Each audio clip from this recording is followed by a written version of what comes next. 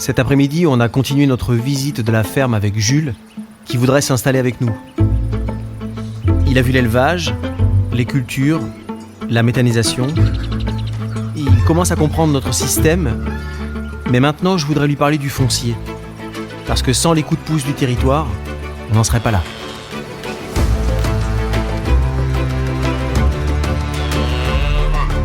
After 2050, le podcast. Saison 1, épisode 3. La ferme des Robins. Terre partagée, vision croisée.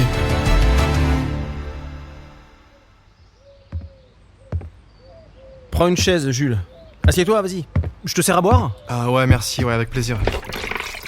Bon alors, avant qu'on parle du collectif et de tout le reste, il faut que je t'explique comment on a réussi à garder les terres et à s'étendre. Ouais, parce que j'avoue que j'ai pas encore tout saisi là. T'inquiète, on va reprendre depuis le début.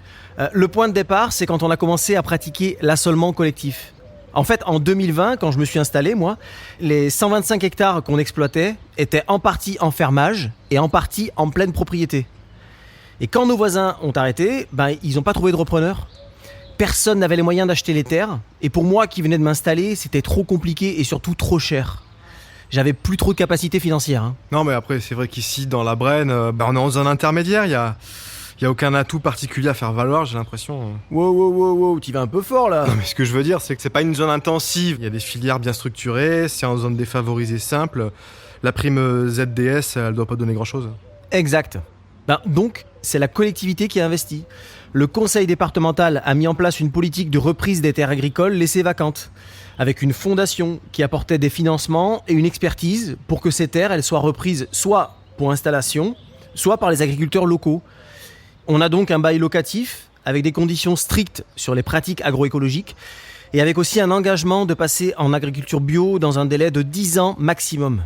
Ça, c'est dans la clause. La fondation est capable de drainer du mécénat et de l'épargne citoyenne, mais avec un objectif de promouvoir la bio. Et c'est aussi ce qui a expliqué la motivation à passer en bio. Parce que c'était plus cohérent de tout passer en bio plutôt que de le faire sur les seuls 35 hectares nouveaux. Et moi, en fait, c'est vraiment par hasard que j'ai trouvé la ferme, parce que je suis tombée sur les annonces de la fondation, justement. En fait, les terres appartiennent toujours à la collectivité. Le bail a été renouvelé. Maintenant qu'on est 100% en bio, la collectivité est assez satisfaite. Bon, en plus, on participe à pas mal d'animations, on sert de démonstrateur. Bon, bien sûr, on a aussi un marché de fournitures pour les services de restauration. On a voulu commencer la bio sur les terres qui avaient été reprises par le conseil départemental. On avait récupéré 35 hectares, mais ça nous faisait un parcellaire assez morcelé. On avait des champs assez loin du siège de l'exploitation. Donc, on a convenu avec les voisins de faire un assolement collectif sur ces terres. Et puis sur une partie des nôtres aussi. Et au bout de quelques années, on a passé quasiment toutes nos terres en assolement collectif. Parce que c'est une bonne solution, tout simplement. On est à plus de 1000 hectares en assolement collectif. Ça fait quand même une grosse ferme. Ouais, puis l'assolement collectif, on l'a imaginé au départ avec les terres qui étaient les plus éloignées des bâtiments. Et avec le collectif, on fait les mêmes assolements. Le principe, c'est ça. Et puis, on fait aussi les mêmes rotations, mais à plusieurs, ce qui permet d'échanger, d'être plus opportuniste, d'être plus efficace, en fait. Et finalement, on peut se considérer aujourd'hui comme une grande ferme, mais chacun garde son indépendance et puis sa capacité d'apporter des innovations. On a créé le GI2E Terre et Temps pour ça au départ, dès 2028, je crois. 2028, ouais, c'est ça. Et ça nous permettait à 4-5 fermes au début de réfléchir aussi à d'autres sujets comme l'autonomie en intrants. Chaque ferme avait sa propre caractéristique, mais nous, on était encore très marqués élevage. Je ne sais pas si tu te rappelles, Corentin, mais... Ouais, si. Et l'idée de la réduction du chargement, des rotations avec la luzerne en tête, le passage en bio, tout ça, c'est venu avec le GI2E. En fait, sans le GI2E, je ne sais pas si je me serais lancée dans la méthanisation. On est parti d'un collectif de travail qui fonctionnait bien. La méta a tout de suite été un projet collectif. Pour moi, il n'y avait pas d'autre manière de l'envisager. C'est un investissement partagé, une gouvernance partagée sur la base de pratiques agroécologiques. Et c'est sur ce projet qu'on a pu avoir le droit à de l'épargne citoyenne. Parce qu'on était en bio, et c'était la condition d'accès à ces fonds. En fait, tout ça, le contrat de bail, l'épargne citoyenne, ce sont des contrats avec la société. On s'engage sur des pratiques et on bénéficie d'un soutien.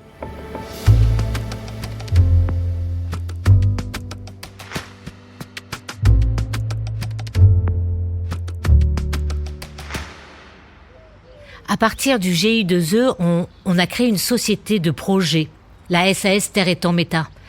D'avoir déjà une expérience du collectif, ça a été un atout majeur. Hein. Tous les adhérents du GI2E ne sont pas venus au départ du projet. Hein. Non, il en reste encore qui ne sont pas dans la SAS. Le capital de la SAS est détenu par plusieurs structures. Alors, les agriculteurs ont une part majoritaire en nombre de voix. On a plusieurs collectivités locales, celles qui nous achètent le gaz, des industriels, aussi consommateurs de gaz, et des investisseurs privés. Voilà, on a aussi collecté de l'épargne citoyenne avec une organisation nationale. Oui, mais ça a été compliqué, hein, parce qu'ils avaient un très haut niveau d'exigence. Il fallait que ce soit du bio, verser des compensations locales. Ils demandaient de prendre en charge les travaux de réfection de voirie à cause des camions. Bref, on avait parfois l'impression de discuter avec nos opposants. Mais bon, au final, on a trouvé un bon compromis, je trouve. Et avec le recul, on se dit que si on a été rejoint par d'autres au fil du temps, c'est que le projet, il tenait la route. Hein. Et maintenant, les gens sont bien contents d'avoir des bus au biométhane. C'est quand même ce qui nous a permis de nous débarrasser de la totalité des énergies fossiles. Hein. D'ailleurs, c'est cette année que la France va couper définitivement ses approvisionnements en hydrocarbures fossiles. Hein ? C'est historique, ça. Enfin, c'est ce qu'a annoncé la présidente Romane Deltigné. N'empêche qu'on a eu des oppositions fortes au début. Hein. Il a fallu que notre projet collectif durable, basé sur des pratiques culturelles bio, fasse ses preuves. Hein. Le fait qu'on fournisse de l'énergie à la commune a pas mal aidé. Maintenant, franchement, le projet est très bien accepté. On reçoit des écoles très régulièrement, on leur fait visiter la ferme. Et puis, même si le capital de la structure est assez important, il est majoritairement sous le contrôle des agriculteurs. Et le projet nous a permis d'intégrer d'autres agriculteurs dans le GI2E. Donc on a augmenté les surfaces de l'assolement collectif, ça c'est top. Mais vous avez encore grandi du coup, c'est pas devenu trop grand ? Non, les adhérents sont répartis sur une douzaine de communes. On est sur une taille qui permet à la fois de bénéficier des effets d'échelle sans que ce soit trop lourd à gérer. Bon, mais il faut pas aller plus loin, enfin en tout cas c'est ce que je pense. Avec le GI2E, on a aussi une gestion de ressources fourragères à l'échelle territoriale. On constitue des stocks de sécurité collectifs pour passer les mauvaises années. Ce sont des silos d'ensilage qui sont dispersés chez nos adhérents. Chaque adhérent s'engage à participer à la fourniture de fourrage pour le stock collectif. Et ensuite, il y a une répartition en cas de mauvaise année. Et les stocks périmés, quand il en reste, partent dans le méthaniseur. En fait, au bout de 2 ans, l'ensilage a perdu son appétence. On a aussi la même chose pour la paille. On a des stocks collectifs, on donne la priorité au paillage pour le fumier. On en garde pour nourrir les animaux, ça c'est vraiment si on n'a rien d'autre à leur donner. Hein. Et on en envoie une partie au méthaniseur. Pareil, on envoie des pailles.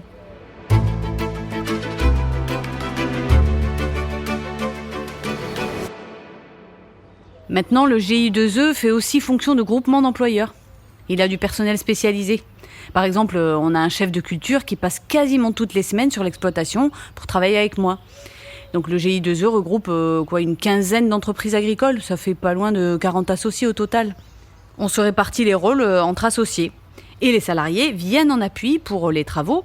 On a une équipe d'une douzaine d'ouvriers, de techniciens, et on a aussi un chef de culture, un conseiller agrofourrage et un veto. Ça, il le sait parce qu'il l'a vu tout à l'heure. C'est très très important ça, le vétérinaire. C'est très compliqué de trouver des vétérinaires qui veulent travailler en milieu rural, en dehors de ceux pour les chats et les chiens. Du coup, nous, on avait la capacité d'embaucher un vétérinaire qui pouvait intervenir sur les troupeaux, qu'il connaissait, et puis aussi sur l'alimentation.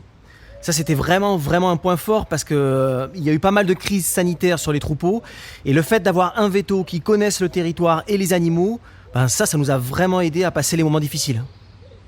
Donc, un veto, un comptable, un machiniste et aussi un botaniste et un écologue. Donc on peut accéder à des compétences directement sur place qu'on n'aurait jamais pu avoir chez nous. Et les structures, comme les chambres d'agriculture ou les coopératives, ne sont pas adaptées pour travailler à une échelle très locale. Donc ça nous est utile parce que nous, on ne peut pas être spécialiste de tout. On apprend à faire en sorte que notre système soit bien intégré dans son paysage et aussi faire en sorte que ces paysages nous rendent tous les services qui nous sont utiles finalement. Donc notamment pour l'aspect culture ou encore le contrôle des ravageurs. Ça nous a permis d'avoir des systèmes, comme je t'ai montré, notamment en bio et puis avec des sols fertiles et en bonne santé. Ce que tu es en train de me dire, c'est que vous n'aviez pas de CUMA. Ah si. Et on est toujours en CUMA. Mais ce sont des outils différents. Avec l'ACUMA, on gère le parc de matériel, ça c'est depuis toujours. Et on a des salariés qui donnent un coup de main pour la conduite des cultures. L'ACUMA fait aussi la collecte des matières pour la méthanisation et les chantiers d'épandage. Pour nous, ça nous fait des grosses économies en temps de travail sur des tâches qui n'ont pas de grosse valeur ajoutée. Et puis on a aussi recours à des ETA, évidemment, des entreprises de travaux agricoles, hein, donc quand on en a besoin. Et tout ça c'est géré au niveau du GI2E.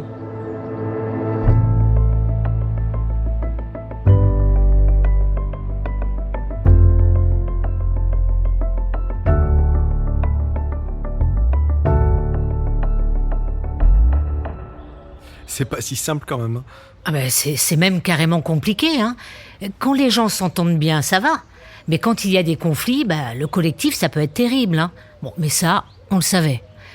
Alors, on a été accompagnés par des structures de développement agricole qui sont spécialisées sur la gouvernance, le juridique, les ressources humaines et la fiscalité. Heureusement, hein, on avait blindé les statuts. Ouais, ça n'a pas empêché les crises, hein. Non. On en a connu des séries. Alors, par exemple, il y a eu cette période là où le marché de la bio s'est retourné. Alors certains ont voulu revenir en conventionnel, mais ça, non, mais c'était hors de question. Là-dessus, il y a aussi des questions de personnes et de caractère, et puis des histoires de famille aussi, de la défiance envers les nouveaux venus, évidemment. Bon, bref, ça tourne vite au cloche-merle. Mm. Et puis évidemment, pour la répartition des stocks de sécurité, ça n'a pas été facile non plus, hein. Avec le petit noyau de départ, ça allait. Mais le GI2E a grossi. Et dans ceux qui sont arrivés, certains avaient moins l'esprit coopératif. Donc on s'est réellement posé la question, est-ce qu'on ouvre à tous les agriculteurs du territoire sur une base géographique, ou bien on limite à ceux qui partagent l'esprit coopératif ?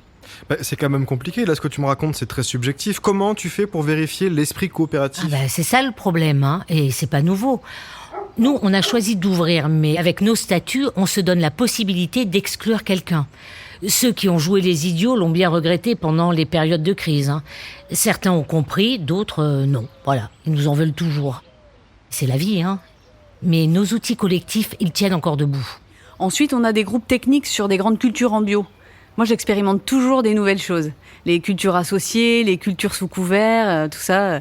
Et j'échange fréquemment sur ce que je mets en place. Donc, on a des essais en commun avec d'autres agriculteurs. Et en ce moment-là, on teste du semis sous couvert de luzerne. Alors, c'est assez technique. Faut toujours aller voir des essais à droite, à gauche. Mais moi, je fonctionne à l'observation et à l'échange des savoirs. C'est passionnant. Depuis une quinzaine d'années maintenant, elle est devenue hyper technique, Lina, hein. Elle est reconnue comme une experte, hein. Elle fait même des podcasts. Ah si. Ouais, parce qu'on a aussi le groupe sur la trame verte et bleue.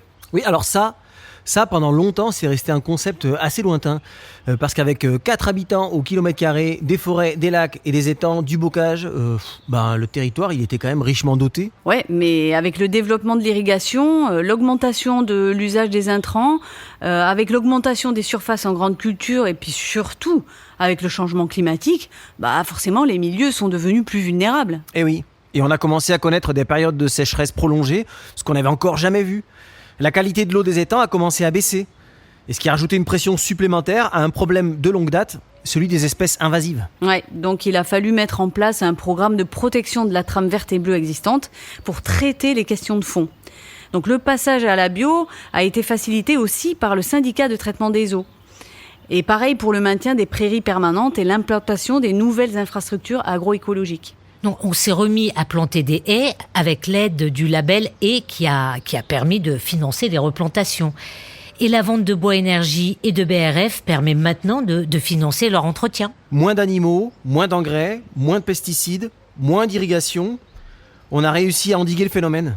On a même fini par maîtriser la jussie et la renouée du Japon en combinant préventif et curatif. Pendant plusieurs années, on a arraché les plantes invasives et on les a envoyées en méthanisation pour les éliminer. Bon, par contre, pour l'écrevisse de Louisiane, rien à faire. Elle a éliminé tous ses congénères autochtones. La protection des milieux est arrivée trop tard et malheureusement trop lentement. Oui, je suis pas peu fière parce qu'on s'est complètement inscrit dans ce qui était demandé par la société et faire en sorte que les paysages soient cohérents et puissent développer une biodiversité soutenue et en bon état. Et puis que la qualité de l'eau soit maintenue à l'échelle du paysage. Nous, en fait, on s'est aussi inscrit dedans en passant en bio, en faisant en sorte qu'il n'y ait pas d'érosion sur nos terres, que l'eau s'infiltre. Et puis en termes de biodiversité, les haies qu'on a mises en place au fur et à mesure des années ne sont pas mises n'importe où dans le paysage. Elles sont connectées les unes aux autres pour créer un maillage bénéfique pour la biodiversité. Je trouve ça super intéressant. Du coup, c'est quoi exactement le groupe de travail Trame verte et bleue ? C'est un collectif, tout simplement. Un collectif composé d'agriculteurs, des collectivités locales et puis des associations. La trame verte, tu comprends bien que ça se traite au niveau d'un territoire, pas juste d'une ferme. Et c'est pas qu'un projet agricole non plus. Donc, on a réfléchi à un maillage et à l'échelle de l'unité paysagère. Il y avait déjà beaucoup d'éléments paysagers en place, mais on a beaucoup travaillé sur les reconnexions parce que le paysage avait fini par se fragmenter.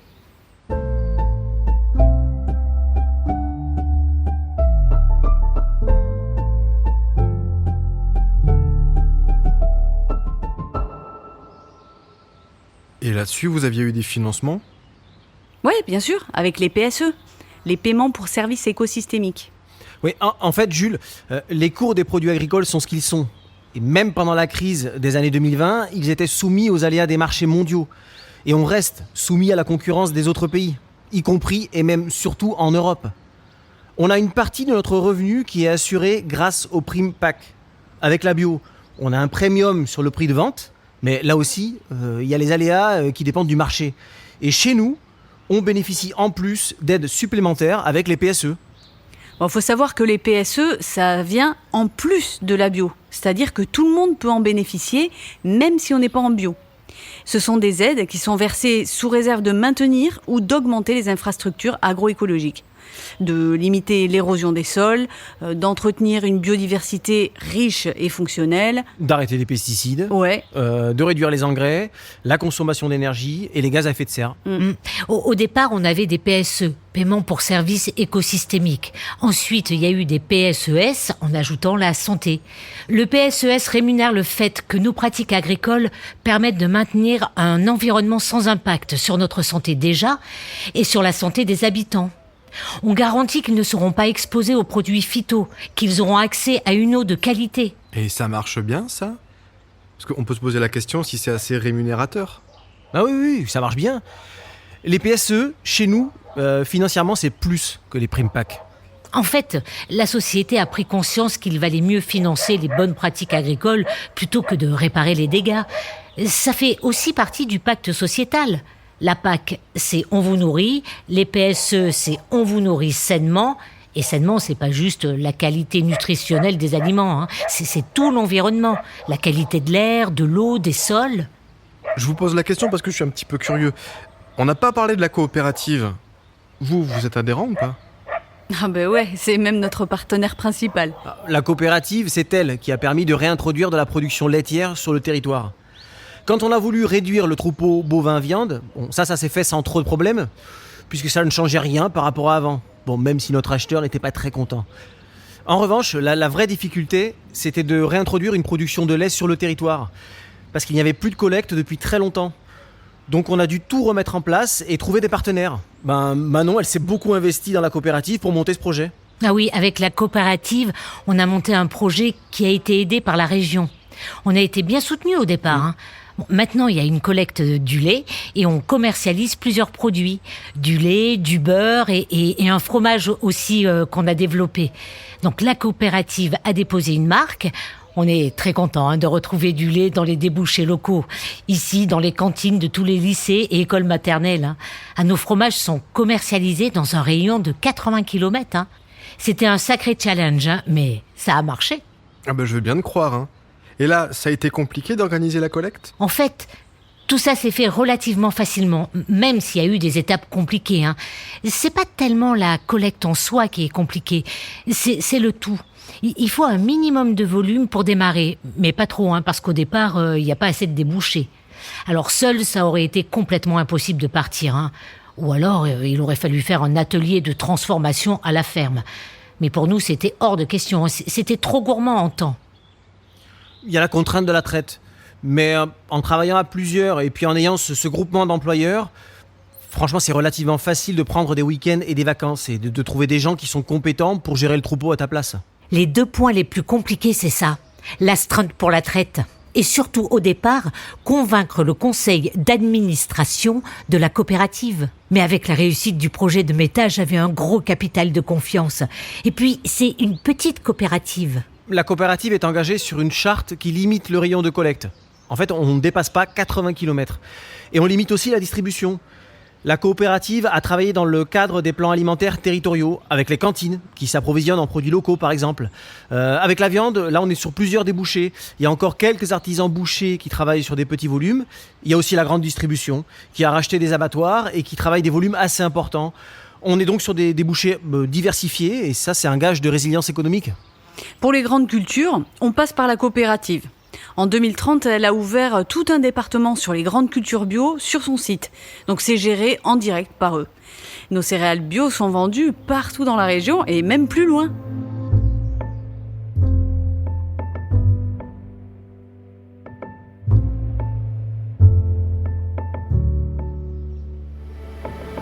Bon bah là Jules, je crois qu'on a à peu près fait le tour. Ouais. En fait, pour nous, Jules, l'idée que tu t'installes, c'est d'avoir des débouchés en filière courte sur les céréales. C'est ce qui nous manque jusqu'à présent. On a déjà un contact direct avec les consommateurs pour le lait. C'est sympa, c'est valorisant et puis il y a un marché. Donc du coup concrètement, ce que je comprends de votre ferme, l'idée ce serait de travailler avec l'INA sur la possibilité d'introduire des blés avec une bonne qualité boulangère, voire des céréales un peu oubliées ou des céréales secondaires, mais qui seraient très intéressantes pour la panification. Et puis voilà, commencer avec un atelier. Alors ça c'est vraiment l'idée, mais après je suis ouvert. Ce que j'aimerais c'est vraiment rester dans la production de céréales. Après, pourquoi pas aussi imaginer des transformations de céréales en pâtes, voilà. Alors, évidemment, c'est pas les mêmes variétés, ni les mêmes modes de transformation, mais moi, ma première idée, c'est le pain. Ah mais moi, s'il faut diversifier les variétés, c'est parfait. Pour la biodiversité, c'est aussi super bien d'avoir une richesse variétale et génétique. Ben voilà, j'aime bien ce que vous faites. Ça me parle. En tout cas, merci beaucoup pour la visite. J'espère que Jules va s'installer. Je le trouve vraiment sympa et son projet collerait bien avec ce qu'on fait déjà. Il pourrait valoriser les espaces encore disponibles et ça donnerait un peu de souffle à l'équipe. Et puis il est motivé, il propose déjà de filer un coup de main sur les bêtes ou dans les champs et franchement c'est précieux. Il a même parlé de variétés à tester. J'ai noté 2-3 trucs. Il avait l'air à fond sur la méta aussi. S'il peut s'impliquer là-dessus, c'est tout bénef. Et puis, j'ai eu l'impression que Lina et Manon ont bien accroché avec lui. Je vais aller leur en parler. Manon, t'es là ?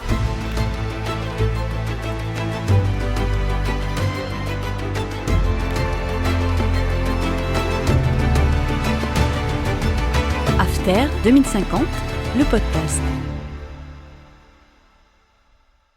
Ce podcast propose la mise en récit de trajectoires vers 2050. Il se base sur les données chiffrées produites par Solagro pour le scénario After 2050, scénario de prospective agricole et alimentaire pour imaginer nos fermes et nos territoires de demain. Pour en savoir plus, rendez-vous sur after.org.